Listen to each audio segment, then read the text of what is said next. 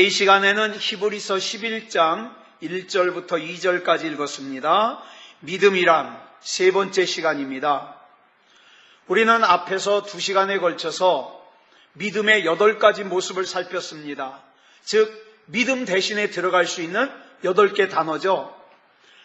자, 기억나시나 한번 볼까요? 순종, 용기, 시선, 다루어짐, 신실, 눈에 보이는 거, 자기 발견, 자기 사랑, 이렇게 8가지를 살펴봤습니다.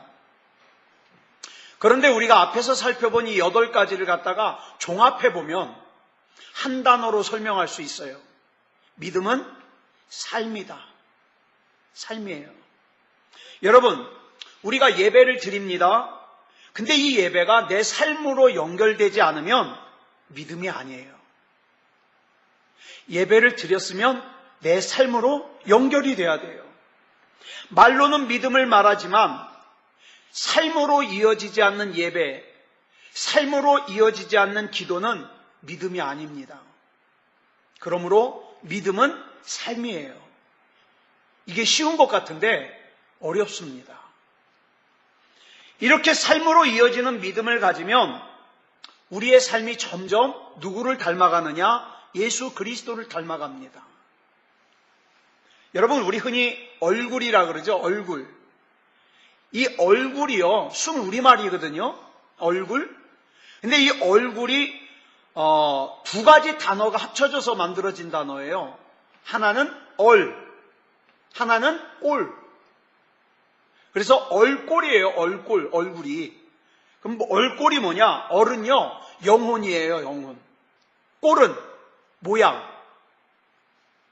그래서 얼꼴, 즉 나의 영혼의 모양을 나타내는 곳이 어디예요? 이 얼굴이에요. 얼굴. 예. 그래서 은혜를 받은 사람은요, 화장하지 않아도 예뻐요. 그죠? 저 지금까지 그런 사람 많이 봤어요. 은혜 받고 나니까 너무 이뻐요. 보고 나면은 편안해요. 그래서 우리가 이 믿음은 뭐다? 삶이다. 삶. 그 다음 이제 10번째로 믿음은 하나님을 알고 나를 아는 거예요. 믿음은. 여러분, 손자병법이라는 병법서에 모공이라는 편에 보면은 이런 말이 나와요. 지피지기 백전불태. 이 말은 뭐냐면 상대방을 알고 나를 알면 100번 싸워도 위태롭지 않다는 뜻이에요. 끝자가 뭐예요? 태자예요. 태자. 근데 이걸 누가 옆에서 컨닝을 하면서 이걸 뭐로 바꿨느냐? 태자를 뭘로 알아들었냐? 패로 알아들었어요. 진다. 그래가지고 흔히 사람들이 뭐라고 알고 있어요? 지피지기 백전불패. 원래는 패가 아니에요. 태예요. 태. 위태하지 않는다. 근데 지피지기 백전불패도 이제 말이 되잖아요. 적을 알고 나를 알면 100번 싸워도 지지 않는다.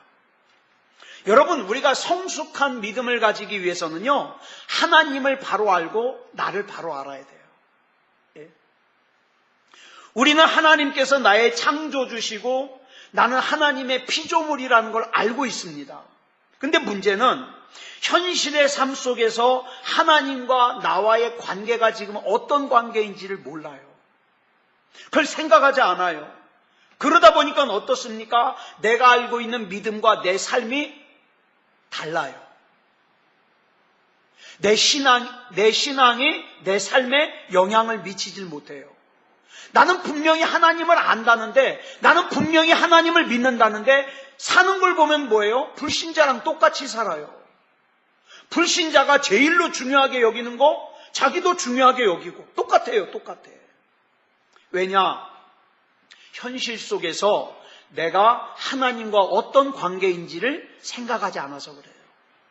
그런데 고린도후서 4장 7절을 보니까 이런 말씀이 있어요. 시작. 우리가 이 보배를 질그릇에 가졌으니 이는 심히 큰 능력은 하나님께 있고 우리에게 있지 아니함을 알게 하려 함이라. 여러분, 여기서 보배는 우리 주님이에요. 나는 질그릇이에요. 그러니까 내 안에 보배를 담지 않으면 나는 정말 보잘것없어요. 보배를 담지 않은 질그릇은요, 그냥 질그릇이에요. 근데 그 질그릇 안에 뭐가 담겨져 있느냐에 따라서 내 가치가 달라져요. 밥을 담으면 밥그릇, 국을 담으면 국그릇, 그죠? 쓰레기를 담으면, 담배꽁초 같은 거 담으면 채털이, 그죠? 그러니까 내 안에 무엇을 담고 있느냐가 나를 결정해요. 나를. 그래서 우리는 주님이 아니면 안 되는 거예요. 이걸 모르는 사람들은 어떻습니까? 조금 상황이 좋아지면 교만해져요. 하나님 없이도 잘 살 수 있을 것 같아져요. 아니요. 내가 질그릇이라는 거 잊어버리면 안 됩니다. 나는 언제든지 깨질 수 있어요. 나는 약해요. 주님이 내 안에 담기지 않으면 나는 정말 가치가 없는 존재예요. 그래서 주님이 아니면 안 돼요. 이걸 알아야 된다 이 말이에요. 이렇게 우리 자신은 질그릇이기 때문에 그 다음에 이제 중요한 거예요. 11번째로 믿음은 뭐냐? 내가 깨지기 쉬운 존재라는 것을 아는 게 믿음이에요. 여러분 교회 열심히 다니지만 자기가 마치 대단하고 자기는 깨지지 않을 존재라고 생각하면 그 믿음 없는 거예요. 나라고 하는 존재가 언제든지 깨질 수 있는 아주 깨지기 쉬운 존재라는 걸 아는 거, 이게 믿음이에요. 우리는 질그릇이에요. 그릇 중에서도요, 질그릇은 제일 잘 깨지는 그릇이에요. 작은 유혹에도 깨지고 조그만 어려운 일을 만나도 깨지고, 그죠? 우리 모습은 영락없는 질그릇이에요. 그런데 이런 형편없는 질그릇 속에 천지를 창조하신 하나님을 담고 나니까 내가 달라지는 거예요. 이걸 내 안에 예수님을 담고 나니까 상처가 안 받아지는 거죠. 두려움이 떠나가는 거죠. 염려가 떠나가는 거죠. 질그릇인 나 때문이 아니라 내 안에 담겨있는 예수 그리스도 때문에. 이걸 알면 그 다음에 나오는 8절로 9절의 말씀을 고백할 수밖에 없어요. 시작. 우리가 사방으로 우겨쌈을 당하여도 쌓이지 아니하며 답답한 일을 당하여도 낙심하지 아니하며 박해를 받아도 버림받지 아니하며 거꾸로 뜨림을 당하여도 망하지 아니하고. 왜? 나 때문에? 아니요. 질그릇인 내 안에 담겨있는 예수 그리스도 때문에. 예수 그리스도 때문에. 또한 고린도후서 6장 9절로 10절의 말씀을 고백할 수 있어요. 시작. 무명한 자 같으나 유명한 자요, 죽은 자 같으나 보라 우리가 살아있고 징계를 받는 자 같으나 죽임을 당하지 아니하고 근심하는 자 같으나 항상 기뻐하고 가난한 자 같으나 많은 사람을 부유하게 하고 아무것도 없는 자 같으나 모든 것을 가진 자로다. 누구 때문에? 내 안에 모시고 있는 예수 그리스도 때문에. 그렇기 때문에 이렇게 하나님을 알고 나 자신을 아는 믿음을 가진 사람은 어떻습니까? 상처 안 받죠. 두려워하지 않죠. 여러분, 우리가 살아가면서 다른 사람에게 상처를 안 주고 사는 것도 중요하지만 내가 남에게 상처 안 받고 사는 것도 중요해요. 그죠? 내가 만약 누군가에게 상처를 받았다면 이렇게 생각하면 거의 틀림이 없어요. 아, 내가 아직 성숙한 믿음의 소유자가 덜 됐구나. 그 이유가 뭔가? 이런 얘기 있어요. 어떤 목사님께서 미국을 여행하다가 어떤 아는 성도님 댁에서 하루 묵게 되었어요. 그래서 그 성도님, 그 집주인이 그날 저녁에 파티를 열어준 거예요. 파티를. 저녁이 돼가지고 파티하기 위해서 그 집주인 여자 집사님이 정장을 멋있게 입고 목걸이를 하고 탁 나왔어요. 근데 이 목사님이 장난기가 발동해서 말을 한마디 했는데 실수를 했어요. 뭐라고 했느냐? 한껏 꾸미고 나오는 그 집사님을 향해서 와, 집사님 그 목걸이 진짜 같은데요? 이러고 얘기를 한 거예요.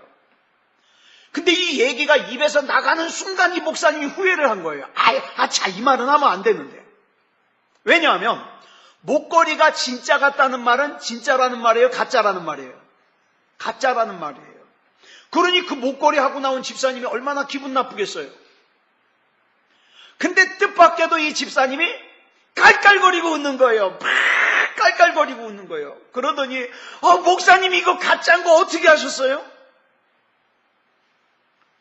그러더니 제가요 진짜 보석 목걸이는요 집에 두고 다녀요. 잃어버릴까 봐. 그래서 나는 나올 때는 가짜 착용해요. 이렇게 얘기하는 거예요. 근데 그 말을 듣는 순간 목사님이 깨달음을 얻은 거예요. 왜? 진짜를 가진 사람은 상처를 안 받는구나. 이걸 깨달은 거예요. 만약에 이 집사님이 집에 진짜가 없어요. 진짜가 없는 상태에서 가짜 목걸이를 하고 나왔는데 목사님이 그렇게 얘기했으면 상처 받아요, 안 받아요? 상처 받죠. 응? 여러분, 부자에게, 돈 많은 부자에게 아유 저 가난하게 생겼어 그러면 상처 받아요, 안 받아요? 안 받아요. 피 묻죠. 피 묻죠. 응? 근데 진짜 가난한 사람에게 가난하게 생겼다 그러면 상처 받아요, 안 받아요? 받아요. 응? 막 공부를 많이 해가지고 똑똑해. 막 박사학위도 받았어요. 그런 사람에게 정말 무식하게 생겼어요. 그러면은 상처 받아요, 안 받아요? 웃죠. 근데 정말 학교를 사정상 못 다닌 사람에게 무식하게 생겼어요. 그러면 상처 받아요, 안 받아요? 받아요. 왜요? 진짜가 없기 때문에. 예? 내가 신앙적인 이유로 상처를 받는다는 건 뭡니까? 아직 나의 신앙이 미성숙하다는 거예요. 미성숙하다. 다른 사람이 나를 무시하는 것 같아서 내가 상처를 받는 이유는 내가 지금 무시당할 만한 상태에 있기 때문에 그걸 내가 들킨 거예요. 그래서 속상한 거예요. 내 안에 보배 되신 주님께서 계신다는 사실을 깨닫는다면 이 세상 누가 무슨 말을 해도 상처 줄 수가 없어요. 왜? 내 안에 예수님 계신 걸 뭐. 나는 내 능력으로 사는 게 아니라 예수님의 능력으로 사는 걸 뭐. 그래서 담대할 수 있는 거죠. 그뿐만 아니라 하나님과 나와의 관계를 올바로 알면 일평생 겸손한 그리스도인으로 살아갈 수 있어요. 내가 조금 뭐 더 가졌다고 목에 힘주지 않고 내가 조금 뭐 배웠다고 목에 힘주지 않아요. 예수님과 올바른 관계가 돼 있으면. 고린도후서 12장 9절에 보니까 사도 바울이 이런 고백을 하죠. 시작. 나에게 이르시기를 내 은혜가 내게 족하도다. 이는 내 능력이 약한 데서 온전하여짐이라 하신지라. 그러므로 도리어 크게 기뻐함으로 나의 여러 약한 것들에 대하여 자랑하리니 이는 그리스도의 능력이 내게 머물게 하려 함이라. 여러분, 하나님과의 관계가 올바로 되어 있는 사도 바울은요, 자기 약한 거 자랑하겠대요. 왜? 우리 주님이 약한 나를 들어서 강하다고 생각하는 사람들을 부끄럽게 하시는 주님이라는 걸 믿으니까. 그 주님과의 관계가 올바로 되어 있으니까. 내가 깨지기 쉬운 질그릇이라는 걸 잊지 않을 때에만 나는 어떻습니까? 하나님 앞에서 겸손할 수 있어요. 이걸 모르면은 하나님이 필요할 때는 하나님 찾다가 문제가 해결된 것 같으면 어떻게 해요? 자기 맘대로 살아요. 자기가 질그릇이라는 걸 몰라요. 자기가 꽤나 잘난 줄 알아요. 자기가 꽤나 능력 있는 줄 알아요. 그러니까 기도도 안 하고 우리 주님과 동행하는 삶도 안 살고. 우리 주님께서는 살아계시기 때문에 내가 주님을 의지할 때 우리 주님은 어떤 식으로든 나를 인도해 주시고 나를 존귀하게 하세요. 여러분, 우리 주님이 인도하시는 대로만 순종하고 따라가면요, 여러분 반드시 승리합니다. 왜? 우리 주님은 가장 좋은 거 주실 거기 때문에. 문제는 많은 사람들이요, 조금 뭐가 풀린다 싶으면 교만해져요. 근데 이 교만이라는 게 뭐냐? 질그릇인 나를 깨트리는 도구예요. 이 교만이. 요번에도 제가 시골을 갔다 오는데 그런 얘기를 하셔요. 저희 할아버지 형제 중에서 막내 할아버지가 공부도 제일 많이 했고 돈도 재산도 제일 많았어요. 뭐 서울에 그 강남에 은마 아파트, 옛날에 은마 아파트에서 살면서 막 아파트도 여러 채 있고 그랬으니까 그 집 그러니까 아들들, 저한테는 당숙이죠. 잘 나갔어요. 삼성에도 다니고 뭐 잘 나갔어요. 부잣집이에요. 근데 이분이 그러다 보니까 누구를 이 조카들을 갖다가 굉장히 업신여겨요. 왜? 못 사니까. 이 일가 친척들을 굉장히 무시해요. 그러다가 이분이 몸에 당뇨가 왔어요. 노후에 당뇨가 와가지고 자기가 벌어놨던 돈을 당뇨 치료하느라고 다 썼어요. 게다가 그 자녀들이요, 자식들이요, 다 뭔가가 얽혀가지고 지금 다 망해가지고 시골로 가서 살아요. 제가 그 모습을 보면서 야, 이건 정말 하나님 앞에서 목에 힘주면 안 된다. 사람이요, 이 세상에서 내가 가졌다 생각하는 것들 한번 훅 불어보시면 아무것도 아니에요. 아무것도. 그 저와 여러분은요, 항상 잊지 말아야 될 것이 내가 오늘에 이룰 수 있는 것도 하나님의 은혜지만 앞으로도 하나님이 나를 책임져 주셔야 된다는 거 절대 잊어버리면 안 돼요. 절대. 교만은 질그릇인 나를 깨트리는 도구다. 자, 그때 자기 속에 계신 하나님은 내 교만 때문에 어떻게 해요? 보이질 않아요, 하나님이. 그래가지고 질그릇인 자기만을 의지하고 살다가 어떻게 해요? 그 질그릇이 깨져버리니까 낙심하고 좌절하고 절망하고 끝나버리는 거죠. 자, 그래서 바울은 평생 뭐를 잊지 않았냐? 자기가 약하다는 걸 잊지 않았어요. 그리고 자기가 약하다는 것만 자랑하고 다녔어요. 나는 약하지만 내가 믿는 하나님은 강하시다. 이거 자랑하고 다녔어요. 자기가 깨지기 쉬운 질그릇이라는 걸 잊지 않았기 때문에 나는 더더욱 내 안에 계신 주님이 아니면 안 된다는 거예요. 그런 사람이 어찌 예배가 하찮아지겠습니까? 어찌 기도가 하찮아지겠습니까? 또 그 사람을 하나님이 귀하게 사용하시죠. 그러므로 진정한 겸손은요, 뭔 일이 맡겨졌을 때 아이 나 못해요, 나 능력 없어요, 그리고서 뒤로 빼는 게 겸손이 아니에요. 연말에 교회마다 사람들 무슨 일을 맡겨놓으면 그러죠. 아유 난 그거 못해요 그러면서 막 뒤로 빼잖아요. 그게 굉장한 겸손인 줄 알아요. 믿음의 세계에서는 그거 겸손 아니에요. 그럼 불순종이에요. 겸손은 뭐냐? 나는 질그릇이지만 나에게 하나님께서 그 일을 맡겨주신다는 것은 내 능력으로 그 일을 감당하는 게 아니라 내 안에 계신 하나님의 능력으로 감당하니까 주여! 주님의 말씀에 순종하겠습니다. 그러고 받아들이는 거예요. 그게 겸손이에요. 여러분, 예수님께서 세례 요한에게 세례를 받으러 가셨어요. 말이 돼요? 세례 요한이 예수님에게 세례를 준대요. 말이 되냐고요? 세례 요한도 그거 알았어요. 그래가지고 내가 당신에게 세례를 받아야지 어떻게 당신이 나에게 세례를 받습니까? 아유 절대로 그럴 수 없습니다. 그러고 거절하죠.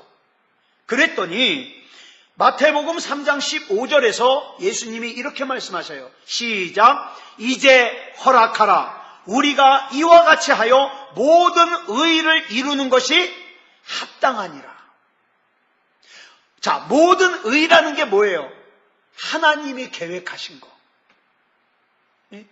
이렇게 하는 게 지금 하나님의 뜻을 이루는 거야. 이러고 얘기를 했더니 세례 요한이 어떻게 합니까? 순종하잖아요. 근데 세례 요한이 예수님에게 세례 주시는 그 모양만 보고 사람들이 뒤에서 어떻게 저렇게 교만할 수가 있어? 자기가 뭐라고 예수님에게 세례를 줘? 이러고 흉보는 사람이 있을 수도 있겠죠. 근데 그 사람은요, 전후 사정을 모르는 소리예요.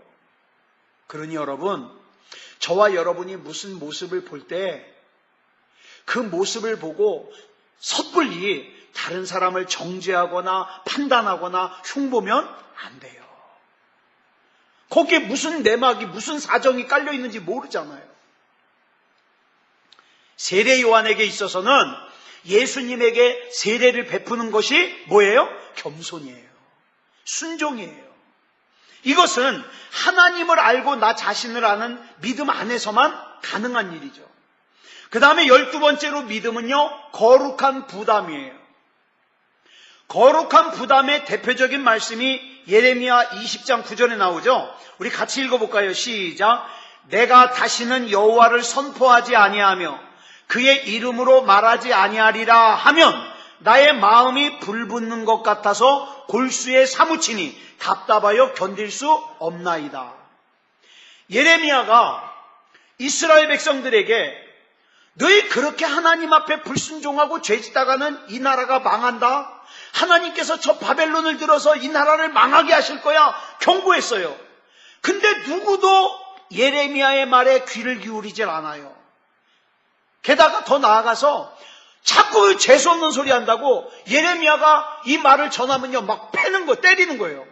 심지어는 잡아다가 지하 감옥에다가 가둬요. 그래가지고 너무 속상해가지고 예레미야가 다시는 내가 이 하나님의 말씀을 전하지 않을 거야. 이러고 결심을 했는데 전하지 않고 가만히 있으면 이 속이 불붙는 것 같아서 견딜 수가 없는 거예요. 그래서 어떻게 해요? 또 얻어맞아도 가서 복음을 전하는 거예요. 또 감옥에 갇혀도 가서 복음을 전하는 거예요. 예레미야는 자기 몸이 편하기 위해서는 전하지 않아야 되는데, 그럼 가만히 있으면 편한데 이 속에서 불붙는 것 같으니 이게 뭐예요? 이게 거룩한 부담감이에요. 내가 이 일을 하면 뻔히 힘들다는 거 알아요. 어렵다는 거 알아요. 근데 가만히 있으면 안 할 수가 없어요. 왜? 이것을 하나님이 원하시고 이것이 하나님께서 나에게 맡겨주신 사명이라고 생각하니까 안 할 수가 없는 거예요. 여러분, 우리 예수 믿는 사람에게는 이런 거룩한 부담이 있어야 돼요. 나는 교회 다녔는데 아무런 부담도 없어. 너무 편해. 신앙생활 잘못하는 거라니까요. 진짜 신앙생활 제대로 하려면요, 내 식구들에 대한 부담감도 있어요. 이대로 놔두면 안 되는데 부담감이 있어요. 내 친구에 대한 부담감도 있어요. 내 가족에 대한 부담감도 있어요. 그죠? 교회에 대한 부담감도 있어요. 하나님이 나에게 맡겨주신 직분에 대한 부담감도 있어요. 예수 믿지 않는 친구들 보면 부담스러워요. 이런 거룩한 부담이 없다면 이게 비정상이라 이 말이에요. 믿음은 뭐다? 거룩한 부담감이다. 믿음이 없는 사람은 어떡합니까? 어떻게든지 하나님을 이용해서 돈도 좀 벌어보고 내가 편하게 사는 게 목적이지만, 진짜 믿음 가진 사람은 어떻게든지 하나님께서 내 안에 담으신 뜻과 섭리와 계획을 갖다가 이루려다 보니까 나는 힘이 약하고 나는 능력이 부족하고 그러니까 힘든 거예요. 그렇지만 어떡합니까? 안 할 수가 없으니까 부담스러운 거예요. 이게 거룩한 부담감이에요. 고린도전서 9장 16절 볼까요? 시작. 내가 복음을 전할지라도 자랑할 것이 없으면 내가 부득불 할 일임이라. 만일 복음을 전하지 아니하면 내게 화가 있을 것이로다. 화가. 사도 바울은 복음을 전하지 않고 가만히 쉬면 나에게 화가 있을 거래요. 이게 거룩한 부담감이에요. 우리는 믿음이 깊어지잖아요. 여러분, 이렇게 생각하시면 돼요. 믿음이 깊어지면 예전에는 전혀 부담스럽지 않았던 것이 자꾸 부담스러워져요.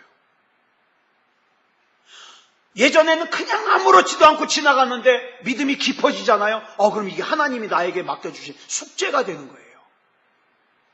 이렇게 되면 돼요. 여러분, 거룩한 부담감이 내가 10년 전이나 20년 전이나 똑같다. 그러면 신앙이 깊어지지 않은 거예요.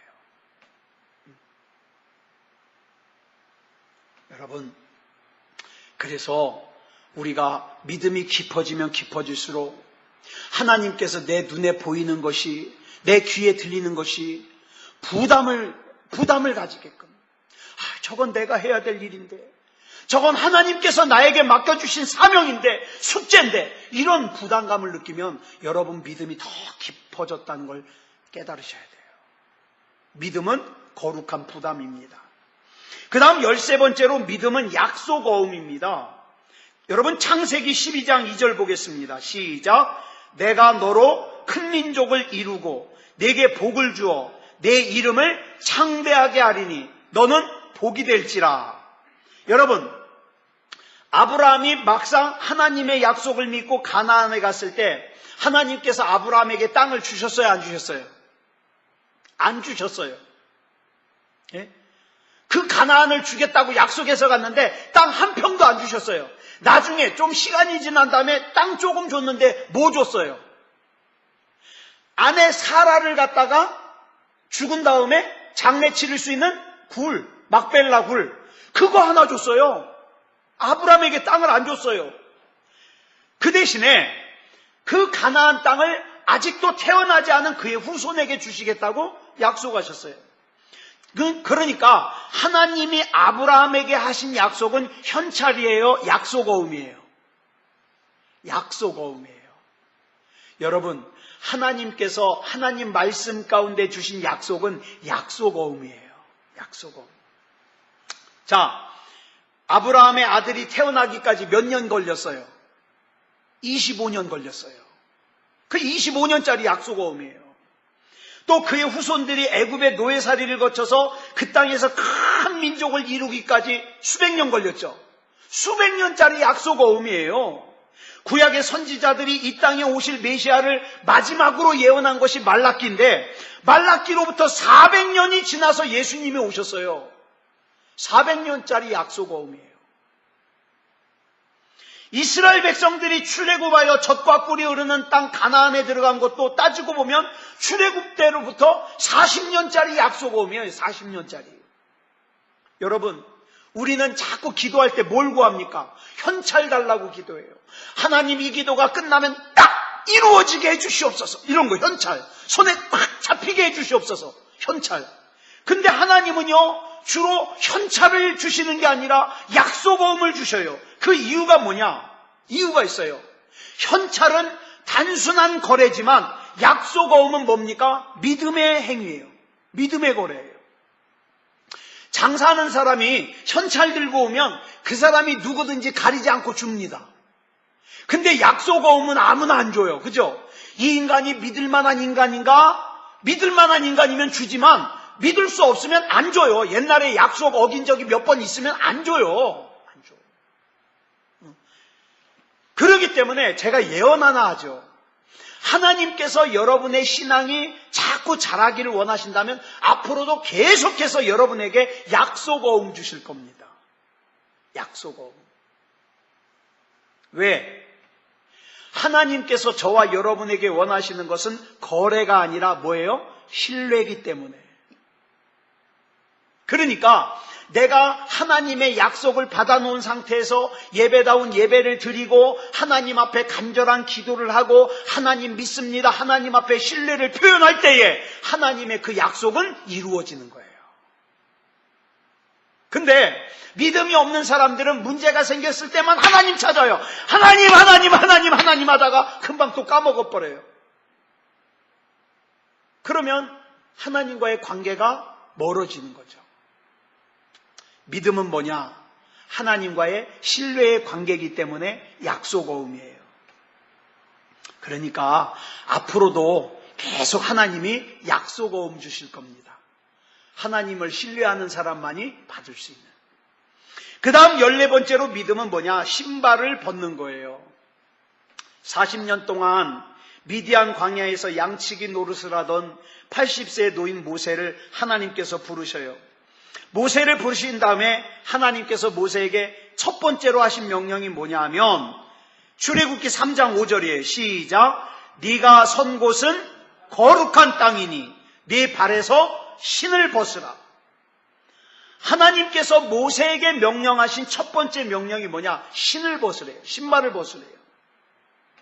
모세가 세상을 떠난 후에 새로운 지도자가 된 여호수아가 이스라엘 백성을 인도해가지고 요단을 건너고 여리고 땅으로 들어갑니다. 그때 이 여호수아 앞에 하나님의 군대 장관이 딱 나타나게 되는데 그 군대 장관이 나타나서 여호수아에게 첫 번째 하는 말이 뭐냐면 신발 벗으래요. 왜 이렇게 하나님은 신발 벗는 걸 좋아할까요? 모세를 만났을 때에도 신발을 벗어라. 여호수아를 만났을 때도 신발을 벗어라. 왜 겉옷을 벗어라, 두건을 벗어라, 허리띠를 풀어라, 뭐 그러지 않고 왜 신발을 벗어라 그랬을까? 왜 하필이면 신발일까? 여러분, 제가 장례를 치르는 곳에 이렇게 다니다 보면 이런 질문을 한번 제가 한 적이 있어요. 뭘 볼 때 돌아가신 분이 가장 생각이 납니까? 제가 몇 번 이런 걸 물어봤어요. 그랬더니 몇몇 분의 대답이 신발을 보면 그렇게 생각이 난대요. 벗어놓은 신발. 왜 신발을 보면 생각이 나냐 그랬더니 다른 물건들은 예를 들어서 옷은 어떻게 해요? 옷은 다 접어서 개켜져 있잖아요. 모자 쓰던 분도 모자 쓰던 거 어떻게 해요? 딴 곳에 이렇게 내려져 있잖아요. 그런데 유일하게 신발은 어때요? 거기 신발 벗어놓는데 그대로 있어요. 언제든지 신발 신고 나갔다 들어올 수 있게끔 그렇게 돼 있는 거예요. 그러니까 금방이라도 그 신발을 신고 나갈 것 같고 금방이라도 그 신발 신고 또 들어올 것 같으니까 자꾸 신발 보면 생각이 난대요. 신발 보면. 여러분, 하나님께서 신발을 벗으라고 하시는 이유는 여러분, 우리 몸 가운데 어디 밖에 나가서 돌아다닐 때 우리 몸의 전부를 지탱하는 게 뭐예요? 그 신발이에요. 신발. 게다가 신발은요, 더러운데 깨끗한데 가리지 않고 다 밟고 다닙니다. 신발은. 여러분, 믿음이 뭐냐? 내 머리만 드리는 거 아니에요. 내 지식만 드리는 거 아니에요. 내 마음만 드리는 것도 아니에요. 내 감정만 드리는 게 아니에요. 나의 전부를 하나님 앞에 드리는 게 믿음이에요. 그래서 하나님이 요구하시죠. 신발을 벗어라. 신발을 벗어라. 그 다음에 신발을 벗으라 그런 다음에 모세가 벗은 신발 벗고 맨발로 돌아가게 하나요? 아니요. 다시 신발을 신으라요. 근데 보세요. 모세가 신발을 벗을 때에는 누구 신발이에요? 내 신발이에요. 근데 그 신발을 다시 신을 땐 누구 신발이에요? 하나님의 신발이에요. 이게 달라요. 사랑하는 여러분, 저와 여러분이 살아가야 될 세상은요, 절대 녹록하지 않아요. 내 힘만 의지할 때에는 패할 수밖에 없어요. 내가 가진 거 자랑할 게 없어요. 내가 가진 지식, 내가 가진 경험, 내가 가진 재산, 그거 자랑할 거 아무것도 없어요. 내 힘만 의지할 땐 패할 수밖에 없어요. 주님, 나는 주님이 아니면 안 됩니다. 그래서 나는 주님 앞에 내 신발을 벗고 주님이 신겨주시는 신발을 신고 가겠습니다. 이게 믿음이에요. 이게 믿음. 모세가 신발을 벗을 때는 그 신발은 뭡니까? 40년 동안 광야에서 양치기를 하던 희망 없는 80세 노인의 신발이에요. 근데 그 신발을 벗었다가 똑같은 신발을 신었지만 그 신발에 담겨져 있는 의미가 달라요. 그 신발은 하나님께서 주시는 신발이에요. 그 신발을 신었을 때 모세가 뭘 할 수 있었어요? 이스라엘 백성을 애굽에서 구해낼 수 있었어요. 여러분, 하나님이 신겨주시는 신발을 신어야 저와 여러분 가정을 이끌 수 있습니다. 내 사랑하는 자식들을 이 죄악된 세상에서 올바로 이끌 수 있고요. 하나님의 능력으로 승리하는 삶으로 이끌 수 있어요. 그냥 세상에 신발 신고 세상에 거 물려주고 그러고 살면 안 돼요. 그러니 믿음은 뭐다? 신발을 벗어라다. 신발. 우리 주님께서 채워주시는 그 은혜가 우리 안에 넘칠 때에 우리가 믿음으로 살 수 있어요. 믿음으로. 여러분, 흔히 기독교를 기독교를 타력 종교라고 합니다. 타력 종교는 뭐냐 하면 내 구원이 내 힘으로 되지 않아요. 바깥의 어떤 힘으로 되는 거예요. 그런데 불교 같은 건 뭡니까? 자력 종교예요. 내가 스스로 내가 스스로 막 도를 갖다 찾아가지고 어떻게 해요? 득도를 하고 성불을 하는 거. 이 자력 종교예요, 불교는. 근데 우리는 어때요? 우린 타력 종교예요. 내 힘으로 절대 안 돼요. 주님이 아니면 안 돼요. 이 땅에 어떤 논리로 설득한다 하더라도 저는 자력 종교인이 될 마음 없어요. 왜? 제 자신을 너무나도 잘 알기 때문에 저는 자력 종교다 그러면 절대 구원 못 받아요. 저는. 이게 주님이 아니면 안 돼요. 내 자식 놈도 누구예요? 내가 얘를 갖다가 책임지고 뭐라고? 아니요, 그거 못해요. 주님이 책임져 주시옵소서. 주님이. 새소망교회 성도들요? 내가 설교만 하면 우리 새소망교회 성도들 다 예수 믿고 구원받지. 누가 그래요? 전 못해요. 저는 그저 주님이 주신 말씀을 증거는 하는데 저는 여러분들을 믿음다운 믿음 또 구원의 영혼이 되게 할 능력이 제게는 없어요. 주님만이 하십니다. 주님만이. 사랑하는 여러분, 그래서 저와 여러분은 어쨌든 주님이 아니면 안 돼요. 이것을 알고 이것을 믿고 주님 꼭 붙들고 살아가는 거, 이게 믿음입니다. 말씀 정리하겠습니다. 저와 여러분이 사는 세상에 참 좋은 것도 있지만 안 좋은 것도 있어요. 어떤 사람은요, 안 좋은 것만 보면서 자꾸 불평합니다. 불만합니다. 아니요. 그러지 말고 주님이 나를 통해서 하신 것 보면서 주님 앞으로의 길도 주님이 책임져 주시고 역사하시고 인도해 주실 걸 믿습니다. 내 인생도 하나님이 인도해 주시고 내 자식도 인도해 주시고 내 남편 내 아내도 인도해 주시고 우리 부모 형제도 인도해 주시고 우리 새소망교회도 인도해 주시고 이 나라 이 민족도 인도해 주시옵소서.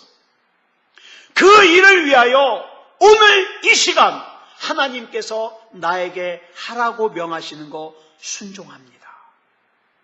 그리고 어떻게 해요? 성경을 펴서 읽기도 하고 기도하기도 하고 그렇게 믿음으로 사는 거예요. 아무쪼록 우리 하나님 안에서 믿음다운 믿음으로 사는 저와 여러분이 되기를 그리스도 예수님의 이름으로 축복합니다. 기도하겠습니다. 사랑의 아버지 하나님, 감사합니다. 우리 하나님의 은혜 가운데 수요일 날 이 시간에 지금 믿음에 대하여 살펴보고 있습니다. 오늘 세 번째 시간으로 믿음을 살폈습니다. 사랑의 아버지 하나님, 하나님이 아니면 안 되는 존재라는 거 알게 해 주시옵소서. 나는 질그릇입니다. 깨지기도 잘하고 실족하기도 잘하고 시험 들기도 잘하는 나는 질그릇입니다. 그러나 내 안에 예수 그리스도를 나의 구주로 모셨기에 이제는 내 힘으로 사는 것이 아니라 주님의 힘과 주님의 능력으로 살아가니 아무것도 염려하지 않고 두려워하지 않고 믿음으로 나아갈 수 있게 주시옵소서. 사랑의 아버지 하나님, 믿음다운 믿음으로 승리하는 삶을 살게 하여 주실 줄 믿사오며 그리스도 예수님의 이름으로 간절히 기도드렸사옵나이다. 아멘.